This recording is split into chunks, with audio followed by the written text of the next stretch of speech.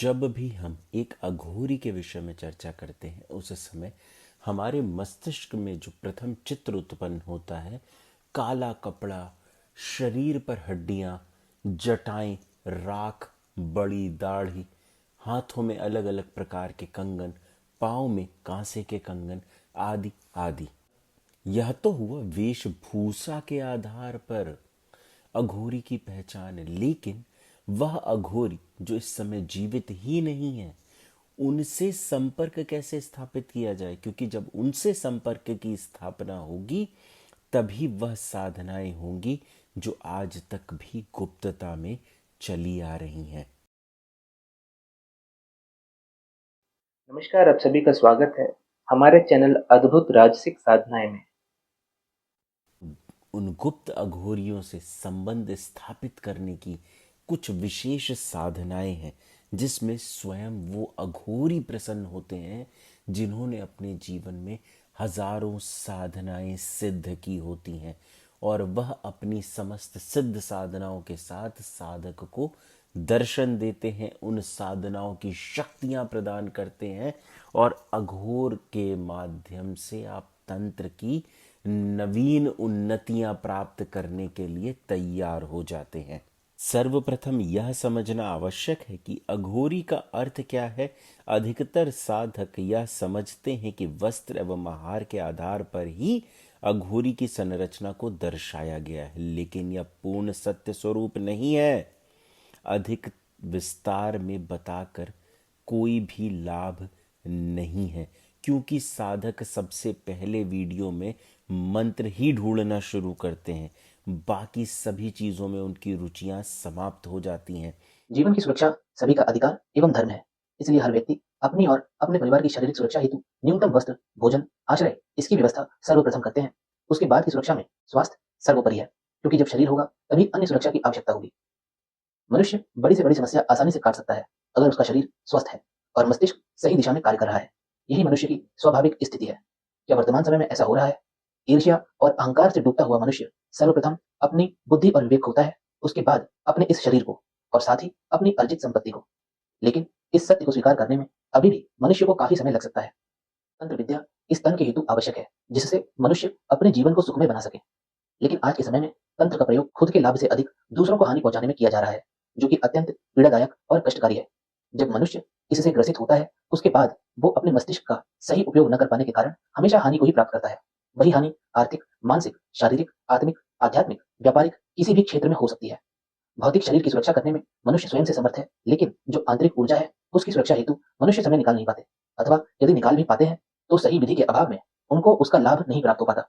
आंतरिक ऊर्जा की सुरक्षा हेतु जप, तप, हवन, ध्यान क्रियाएं आदि प्रतिदिन आवश्यक है, लेकिन समय के अभाव में मनुष्य जो सर्वाधिक आवश्यक है सर्वप्रथम उनसे ही दूरी करता है, क्योंकि इनका असर तुरंत नहीं दिखता और इस समय काल में मनुष्य को सब कुछ तुरंत चाहिए। आंतरिक ऊर्जा पर प्रभाव अतिरिक्त शक्तियों के माध्यम से होता है, जो कि किसी भी प्रकार से प्रभाव कर सकती है। स्पर्श, किसी चीज को आपके शरीर से स्पर्श करवा दिया जाएगा। रस, कुछ आपके भोजन पदार्थ में मिला के आपको खिला दिया गया हो। गंध, किसी भी प्रकार का परफ्यूम अथवा धुआं करके गंध बनाई गई हो। रूप, कोई चीज आपको ऐसी दिखा दी जाए जो अप्राकृतिक हो। ध्वनि, कुछ शब्द ऐसे आपको सुना दिए जाएं। आकाश अथवा वायु, यह तंत्र का अति प्रचंड विज्ञान है, जिसमें कोई व्यक्ति एक जगह बैठे बैठे आपके शरीर पर नियंत्रण कर लेता है। ये वो मुख्य माध्यम है जिनसे साधक अर्श से फर्श पर आ सकते हैं। इनके अलावा भी अनेक माध्यम हैं जिनसे आंतरिक शरीर कमजोर होने लगता है। उदाहरण हेतु ग्रहों का प्रतिकूल प्रभाव, कुल देवी देवता का रुष्ट हो जाना, ग्राम देवी देवता का अप्रसन्न रहना, अपने इष्ट की सेवा न करना इत्यादि। इन सभी से होने वाले प्रभाव में साधक कैसी परेशानियां झेलते हैं, ये मैं आपको कम से कम शब्दों में समझाने का प्रयत्न कर रहा हूँ। आर्थिक समस्याएं, नौकरी व्यापार में हानि आदि होती रहती है। शारीरिक समस्याएं, बीमारियां उत्पन्न होना, आंतरिक शरीर कमजोर होना। मानसिक समस्याएं, विचारों में डूबे रहना, भ्रम अथवा भय की स्थिति बने रहना। आध्यात्मिक समस्याएं, पूजा पाठ में मन न लगना, ईश्वर से विरोध करना। ऐसी अनेक समस्याएं जो आंतरिक शरीर से संबंधित है, लेकिन उनका प्रभाव भौतिक शरीर पर आता है। अतः यदि आंतरिक शरीर को हम भौतिक रूप से सुरक्षा प्रदान कर दें तो इस समस्या से भी मुक्ति मिल सकती है। इसके लिए तंत्र एवं इस संपूर्ण सृष्टि के महागुरु भगवान शिव द्वारा दिए गए रुद्राक्ष का विशेष रक्षा आवरण का निर्माण सावन माह में गुप्त रूप से किया गया है, जिससे इन सभी समस्याओं से पूर्ण सुरक्षा की संभावना है। जिसका निर्माण विशेष रुद्राक्ष के समूह से बनाया गया है, जिससे ये स्त्री पुरुष सभी को लाभ प्रदान करे। इसे छोटे बच्चे से बड़े बूढ़े सभी धारण कर सकते हैं। इस रक्षा आवरण को वे साधक भी धारण कर सकते हैं जो अपने जीवन में बताई गई समस्याओं से सुरक्षा चाहते हैं, अर्थात कि भविष्य में उन्हें ऐसी कोई भी समस्या का सामना न करना पड़े। अधिक जानकारी टेलीग्राम चैनल पर उपलब्ध। जिस प्रकार से आप मंत्र को खोजते हैं, यदि आप उसी इच्छा से, श्रद्धा से इस साधना को करेंगे तो भी आपको यह साधना सफल हो पाएगी। वरना क्या होगा, अब साधना काल में नाना प्रकार के प्रश्न करके अपनी साधना का नाश कर डालेंगे। अघोर का अर्थ ई का अर्थ अंधकार को प्रकाश से मेल कराना, अर्थात अंधकार से प्रकाश की ओर, अर्थात माया रूपी अंधकार से परब्रह्म रूपी प्रकाश, वह प्रकाश जो कि सत्य है, ज्ञान है, उससे मिलाना, यह इसकी आध्यात्मिक व्याख्या है। इस अघोरी का नाम है नरभंजन। यह इनका नाम नहीं है, यह एक स्थिति है जिसे समस्त अघोर प्राप्त करते हैं, जिसका अर्थ है नर अर्थात पुरुष। भंजन का अर्थ है इस पुरुष रूपी माया का अंत। जब साधक को वह स्थिति प्राप्त हो जाए कि वह पुरुष, स्त्री, धूप, अंधकार, प्रकाश, मीठा, कड़वा, महल और झोपड़ी में फर्क ना कर पाए, जैसे सोते समय हमें इसका एहसास नहीं होता, उसी स्थिति को नरभंजन कहा गया है। इस स्थिति को प्राप्त करके अनेक अघोरी में से कोई भी आपको जल्द सिद्ध हो जाएंगे। आप सभी ने पाया होगा कि पिछले कुछ वर्षों में कलाकार, बड़े व्यापारी, राजनीतिज्ञ एवं अन्य विशेष पद पर सम्मानित मनुष्य माता बगलामुखी के दरबार में जाते हैं और उनकी वहां से चित्र आदि का प्रसारण भी सोशल मीडिया पर करते हैं। माता के आशीर्वाद से कितने मनुष्य आज उच्च पद पर व्याप्त हैं, इसका कोई अनुमान भी नहीं लगा सकता है। और यही कारण है कि माता की शक्ति को हर एक व्यक्ति को अपने अंदर समाहित करना अत्यंत आवश्यक है, क्योंकि इस काल में माता की ऊर्जा ही पार लगाएगी और माता से ही प्रार्थना करके इस अकारण समस्या युक्त जीवन की नाव पार लगेगी। माता बगलामुखी मंदिर में साप्ताहिक हवन। शत्रु, यदि हम विस्तार से समझना चाहें तो वो हर एक कार्य जिसके कारण हमें हमारे जीवन में समस्या हो रही है, वो हमारा शत्रु है। जैसे यदि हमारे कार्य ग्रहों के कारण रुक रहे हैं तो वो भी मनुष्य के शत्रु के रूप में कार्य कर रहे हैं। एक सामान्य मनुष्य के जीवन में सब कुछ ग्रहों के ही अधीन रहता है। आर्थिक, मानसिक, आत्मिक, प्रशासनिक, आध्यात्मिक, सामाजिक, शारीरिक, मान सम्मान, धन धान्य आदि सब ग्रहों पर निर्भर करता है। लेकिन एक साधक में इसमें परिवर्तन आ सकता है कि वो कैसी साधना करता है उसके अनुसार। लेकिन माता महाविद्या का आशीर्वाद जितना आवश्यक है उतना शायद ही कुछ और हो। माता की कृपा से मनुष्य अपने संपूर्ण शत्रु का नाश करता है और उसकी समस्याएं एकाएक समाप्त हो जाती हैं। ये विशेष रूप से उन साधकों हेतु सुविधा है जो साधक स्वयं से जब तक आदि करने में असमर्थ हैं और वह चाहते हैं कि उनके लिए इस विशेष हवन का आयोजन उनके जीवन लाभ हेतु किसी विशेष महाविद्या स्थान पर होए। माता बगलामुखी मंदिर नलखेड़ा मध्य प्रदेश में माता का शक्तिपीठ है और यहाँ विशेष रूप से नाना प्रकार की औषधियों से हवन संपन्न किया जाता है। ये पूर्ण प्रक्रिया माता के मंदिर के प्रांगण में ही होती है, जिसका स्वरूप अत्यंत सिद्धिदायक होता है और इस अद्भुत हवन से मनुष्य सीधे माता से जुड़ पाता है और अपने जीवन में उन सभी सकारात्मक ऊर्जाओं को प्राप्त करता है जिससे उसके जीवन में नित्य पल उन्नति होती रहे और वह समस्त शिखर की प्राप्ति करे। माता का आशीर्वाद साधक अनेक रूप में प्राप्त कर सकते हैं, जैसे जप के माध्यम से, क्रिया के माध्यम से, स्वयं के हवन के माध्यम से, प्रसाद के माध्यम से, दर्शन के माध्यम से एवं किसी अन्य व्यक्ति द्वारा माता के स्थान पर विशेष हवन के माध्यम से, जो कि आप सभी के लिए संस्था द्वारा संपन्न करवाया जा रहा है। वह साधक जो अपने जीवन में पूर्ण उन्नति की कामना करते हैं, वह माता के शक्तिपीठ में प्रत्येक सप्ताह होने वाले इस विशेष हवन में नामांकन करवा सकते हैं। लेकिन हवन के लिए कुछ नियम हैं जिनका पालन करना आवश्यक है। प्रत्येक साधक हेतु न्यूनतम 12 हवन आवश्यक है। जब साधक स्वयं से हवन करते हैं, ऐसी स्थिति में साधक को न्यूनतम 4 हवन करने आवश्यक होते हैं, लेकिन जब कोई अन्य करता है तो कम से कम 64 हवन आवश्यक है। लेकिन क्योंकि ये हवन माता महाविद्या शक्तिपीठ के प्रांगण में हो रहा है, इसलिए न्यूनतम 12 हवन आवश्यक है। साधक को 12 हवन हेतु धनराशि एक साथ जमा करना आवश्यक है। हवन दो प्रकार के किए जाएंगे, एक साधक विशेष, दूसरा सामूहिक रूप से। साधक विशेष हवन में साधक के लिए कुछ संख्या में जप किया जाएगा, उसके बाद हवन किया जाएगा। सामूहिक में सिर्फ हवन किया जाएगा जिसमें अनेक साधक हेतु एक साथ हवन होगा। ये साधक के ऊपर निर्भर करता है कि वह किसमें नामांकन करवाना चाहते हैं। यदि कोई साधक विशेष हवन करवाना चाहते हैं व्यक्तिगत रूप से निश्चित पुरुष चरण के साथ, जैसे कुछ निर्धारित जप संख्या में, ये भी सुविधा उपलब्ध हो जाएगी। धनराशि, ये हवन दिन अनुसार नहीं होगा, ये मुहूर्त अनुसार होगा, इसलिए कोई दिन निर्धारित नहीं हो सकता है इसमें कि प्रत्येक रविवार या सोमवार यह हवन होगा, लेकिन सप्ताह में एक दिन यह हवन होगा, ये तय है। सामूहिक हवन एवं साधक विशेष हवन की निर्धारित धनराशि क्या रखी गई है, इसकी जानकारी आप हमारे टेलीग्राम चैनल पर पोस्ट की गई सूचना के माध्यम से प्राप्त कर सकते हैं। और इस स्थिति को प्राप्त अघोरी किसी भी गलत कार्य में साथ नहीं देते हैं। समझदार साधक को इशारा काफी होता है। ऐसा अघोरी जिसके पास सभी प्रकार की शक्तियां उपलब्ध हैं, वह क्या कर सकता है इसको बताना मतलब सूर्य को दीपक दिखाने जैसा है। फिर भी उनके द्वारा जो किए जा सकने वाले कार्य हैं, उनका कुछ कुछ भाग मैं आपको यहाँ बता रहा हूँ। वह कोई भी कार्य जिसके माध्यम से आप धनार्जन करते हैं और सही तरीके से करते हैं, जैसे मान लीजिए यदि आप अपनी किस्मत को आजमाते हैं या किसी भी तरीके से धन अर्जन करते हैं, तो उसका 30% भाग आपको इनकी बताई गए स्थान पे ध्यान स्वरूप देना होगा। लेकिन उससे कहीं ज़्यादा आप धनार्जन कर चुके होंगे। मानसिक रूप से क्या लाभ देते हैं? साधक हर एक प्रकार से चिंता से मुक्त रहता है। वर्तमान समय में आपको किसी भी चीज़ की चिंता हो, आप उससे मुक्त हो जाएंगे। और इनके द्वारा जो सबसे अधिक बड़ी उपलब्धि आपको प्राप्त होती है वह होती है आध्यात्मिक उन्नति। कुंडलिनी जागरण से लेके मोक्ष तक का संपूर्ण ज्ञान ये आपको प्रदान करते हैं, क्योंकि यह कहा गया है कि यह स्वयं सूक्ष्म जगत में निवास करते हैं।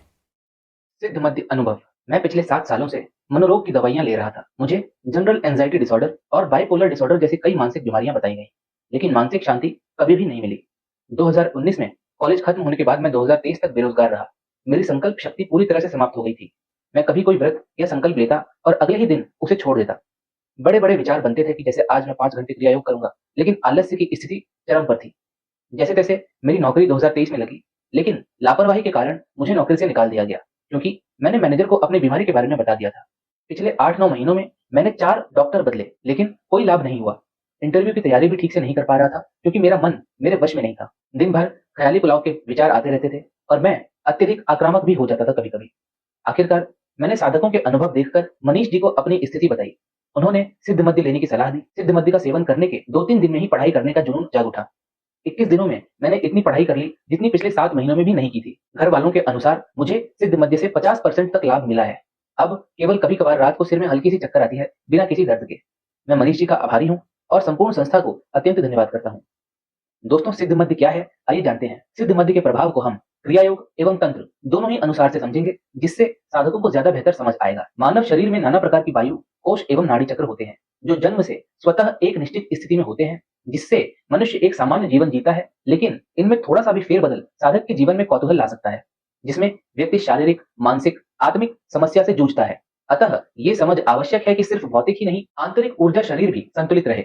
जो भी शोध आज के समय में होते हैं वह उन पे ही हैं जो भौतिक रूप से उपस्थित हैं। इसी कारण से शरीर आंतरिक ऊर्जा का स्रोत सूक्ष्म एवं कारण शरीर पर सिर्फ आध्यात्मिक दृष्टि से ही शोध किया गया है, जिसके संपूर्ण फल प्राप्त हुए हैं मुक्ति एवं मोक्ष के संदर्भ में। अतः साधक योग के माध्यम से स्वयं की पूर्ण आंतरिक भौतिक शरीर को स्वस्थ रख सकते हैं, लेकिन ऐसा करने में असमर्थ होने के कारण साधक नाना प्रकार की समस्या से ग्रसित होते हैं, जिन्हें खान पान अथवा दवा से ठीक होने में अत्यधिक समय लग सकता है।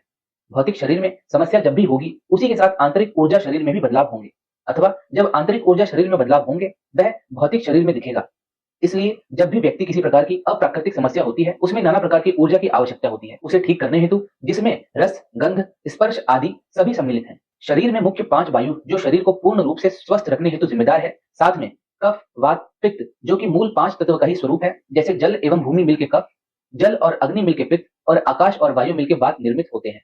समस्या तब होती है जब इनमें से कुछ भी असंतुलित हो जाए। उसमें व्यक्ति को यह समझ नहीं आता कि वो क्या कर रहा है। शरीर में 5 मुख्य वायु में उदान वायु शरीर के कंठ से ऊपरी भाग में होती है, जो कि मस्तिष्क का नियंत्रण रखती है। इसी के कारण शरीर का भार रहता है। जब व्यक्ति का देहांत होता है, उस समय इसी के अभाव में शरीर भारी हो जाता है। इसमें बदलाव होने पर व्यक्ति नाना प्रकार के मानसिक कष्ट का सामना करता है, जिसमें वो एक काल्पनिक जीवन जीने लगता है, अनर्गल बातें करने लगता है, भय में जीवन जीने लगता है। जब वो वायु असंतुलित होती है, उसी के साथ व्यान वायु भी होती है, जिसमें त्वचा खराब होने लगना या साधक स्पर्श की शक्ति खोने लग जाता है। धीरे धीरे मांसपेशियां आदि कमजोर होने लग जाती हैं। ऐसी स्थिति में साधक को आंतरिक ऊर्जा के विकास की आवश्यकता होती है, जिसे वो योग के माध्यम से अथवा रस, स्पर्श, गंध के माध्यम से प्राप्त करता है, जिससे वो इस असंतुलन से शीघ्र बाहर निकल सके। ये रस ही सिद्ध मध्य है।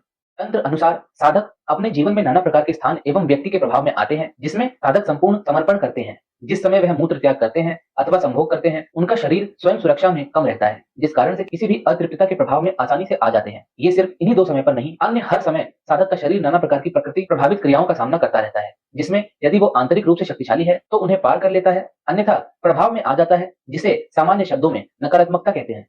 आपने अधिकतर सुना होगा कि किसी को भूत अथवा प्रेत ने पकड़ लिया जब वो किसी जगह पर पेशाब कर रहा था। उसका मूल कारण स्वयं को स्वच्छंद छोड़ना है, जिसकी वजह से प्रभाव में आने की संभावनाएं बढ़ जाती हैं। इसलिए व्यक्ति को संभोग एवं इससे संबंधित क्रिया को निर्धारित स्थान पर ही करना चाहिए। चंद्र जल एवं मन का कारक होता है। सूर्य द्वारा भूमि पर जीवन होता है। ये तो हर व्यक्ति समझता है, इसलिए तंत्र में हठ योग की इतनी महत्वता है। यदि साधक इसका अभ्यास करता है तो कोई भी नकारात्मक शक्ति उसके समीप भी नहीं आ सकती है। साथ ही साथ वह इन पर नियंत्रण भी कर लेता है। लेकिन साधक अपने निजी जीवन में इतने व्यस्त हैं कि उनके पास समय नहीं है। इसलिए इनके असंतुलन अथवा यह नाड़ी असंतुलन ही शारीरिक समस्या उत्पन्न करता है, जिसमें कुछ चक्र प्रभावित हो जाते हैं। इनको पूर्ण रूप से संतुलित और प्रभावशाली बनाने हेतु ही सिद्ध मध्य है, जिससे साधक के अंदर प्रकृति से समस्त ऊर्जा को ग्रहण करने की शक्ति बढ़ती है और उसके नाड़ी और शरीर में ऊर्जा विकास होता है। ये मूल स्वरूप है इसे समझने का। अब समझते हैं इन्हें प्राप्त होने वाले लाभ के विषय में।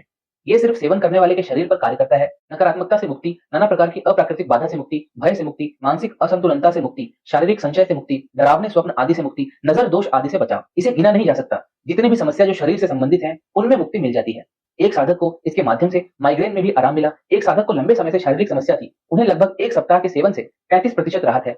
अभी तक जिन्होंने भी इसका सेवन किया है, उन्हें लाभ प्राप्त हुए हैं। अतः यदि आप भी किसी भी प्रकार से ऊपरी बाधा अथवा किसी अन्य अप्राकृतिक चीज से ग्रसित हैं, तो आप इसका सेवन अवश्य करें। इसके विषय में अधिक जानकारी टेलीग्राम चैनल पर सार्वजनिक रूप से उपलब्ध है। हैं। अब एक लाइन से जान लें, इसमें साधना सामग्री, माला संख्या, दिवस, दिशा आदि आदि। इसमें माला भस्म संस्कारित स्फटिक के इस्तेमाल होती है।